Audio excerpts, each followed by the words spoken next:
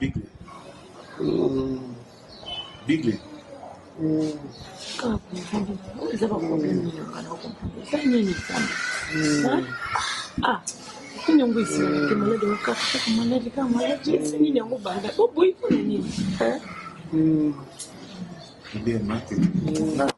Vraiment la soupe.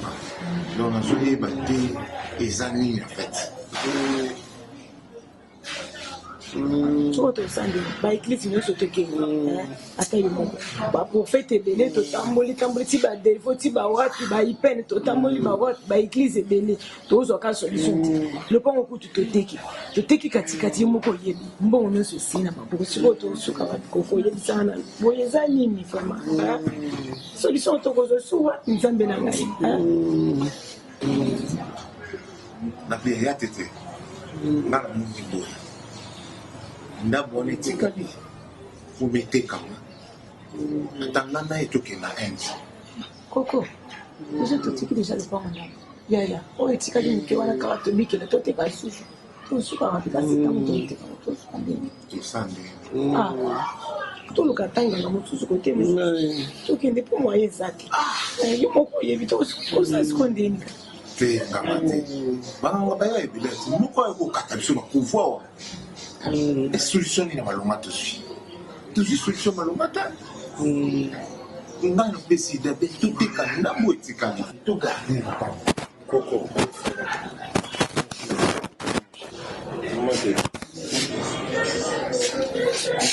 koko ibike dégâts azwi bisamake tilelo bigazaka malade mon cher Coco tilelo vraiment dans la organisation c'est rétablir vraiment mon cher totamboli partout banganga bapitoni tokende naza kuna projet ndambo etikalaki ya lupango po totekaki ndambo ya lupango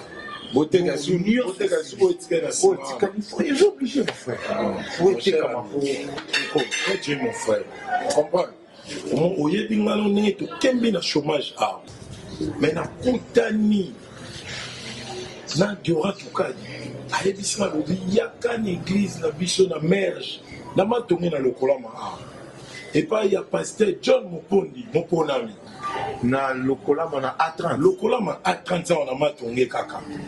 parce évangéliste John Mopondi moponami nalandaki na TV mon frère olandaki na merge TV nalandaki na merge TV nga nake kuna moshe nazwa mosala ndenge miracle moko tili oyo nayebaka te ndenge baengagea ngai estce yo oyebaki nga na bacostume évangéliste John Mopondi moponami atyenga maboko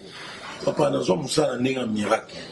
naza mpe na kondima so tokenda oyo kuna mpo nga mona batémoignage ndenge bato bazobika bakindoki ezosila bato bazozwa misala ntina baosome ya leta soki tokenda na frère na biso kuna nga na rasiloki akobika mpo nga namoni bato nde babiki kuna et puis singa nazokamwa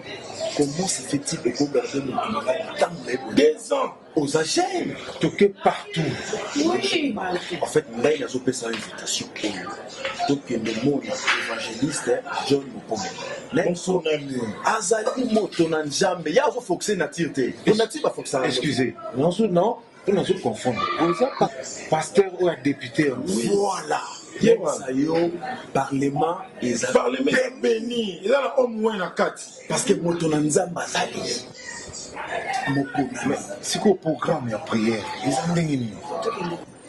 programme église merge ça simple adresse toza na lokolama A30 na matongi et puis église merge eza parmi l'église oyo barespectaka programme na bango c'est ça bazali koprier intercession ezali chaque lundi de 9h à 12h mercredi de 9h à 12h intercession lisusu kilt ezali jeudi de 17h à 19h kilt miracle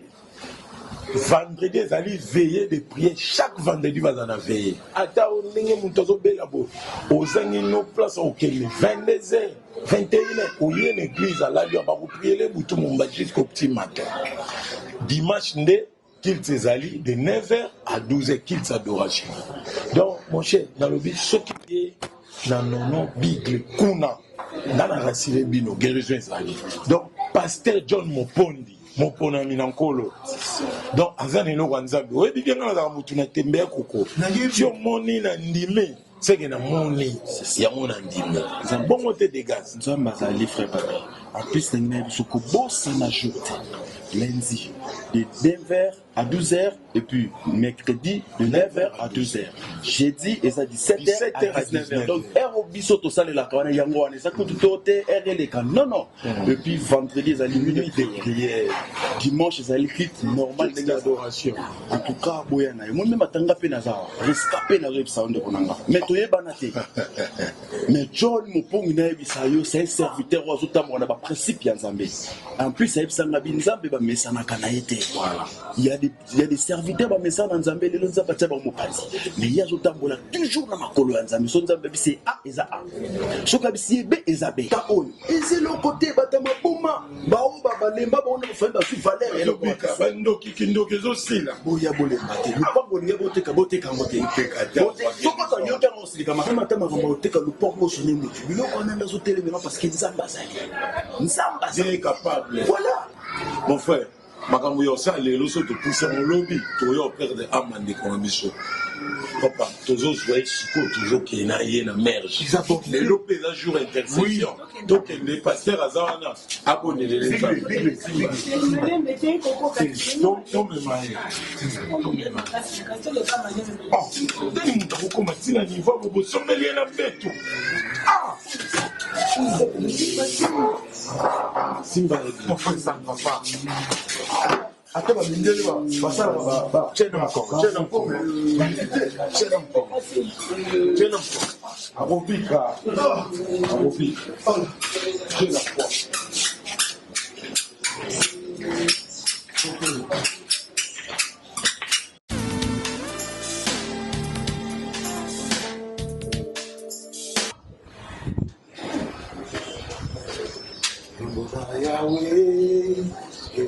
Yahweh,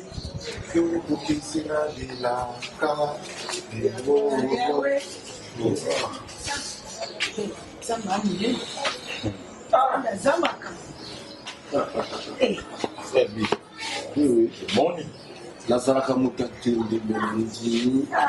En tout cas, mon frère Babi, il a kusali ngai na ndima kiti. Punga na saka mutaki ndima kasi. Mais il faut comprendre que na Kinshasa, ma pasteur ya solo pe basali. Bilonga na biki. Na ndima ite na kobika. Na somona kutu mwana na koli, ba frère na lopango na somona lopango échanger. Mon frère na ndima kiti na ndimiki, basali ya nzambe pe basali. Bandeko na na nyoko ni silité. Le pomme il n'y a été comme mais ndenge zamu tous en campagne matongi pona Yesu ya solo matongi pour Christ et banda le 20 juillet samedi et au souka dimanche le 21 juillet ça pour 2 jours seulement 2 jours matongi ko mingana komina kalamu ko mingana pona nkolo Yesu et puis ezaka ya bana komina kalamu te ezala o zaka na kimbantseki o na lemba o na ngaliema o na gombe na changu lemba partout mutu nyonso aya a bénéficié de la grâce moi et oza musika te na couloir madiako ah bon maman toni kaka maman toni non ça mtali bosso en tout cas jour on ngala kolinga yo moko ndio ya ko témoigner mais c'est obligatoire pour témoigner monene kola sali kati na ngai vraiment il faut attendre o nzamba sali kati na ye vraiment na kozala pona ko témoigner monene oyo kolo asali kati na nga vraiment na ndimaki te merci frère Babi na ko bosalinga na kozanga te na koya ko témoigner monene na kolo ah ndeko kopesa biso merci te pesa ne merci na nzambe ya évangéliste John Mopondi